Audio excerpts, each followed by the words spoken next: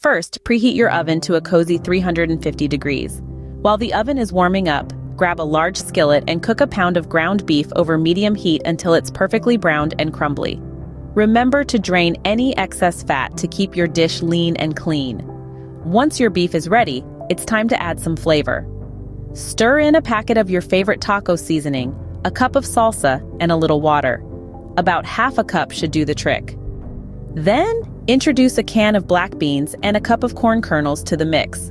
Let this simmer for a few minutes until everything is well combined and heated through. Now that the flavorful filling is ready, it's time to assemble the casserole. In a greased 9 by 13 inch baking dish, create a crunchy base with half of your crushed tortilla chips. Spoon the beef and bean mixture over the chips, then sprinkle half of the shredded cheddar cheese over the beef.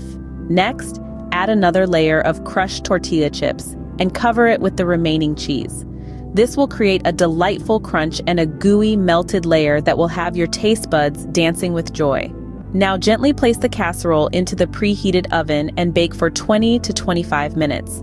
You'll know it's ready when the cheese is bubbly and slightly golden. Once baked to perfection, remove the casserole from the oven and let it sit for a few minutes. This is the perfect time to garnish with your choice of green onions, sour cream, diced tomatoes, sliced olives, or jalapeños. Please let me know in the comments below how this recipe turned out for you. As always, the recipe is in the description.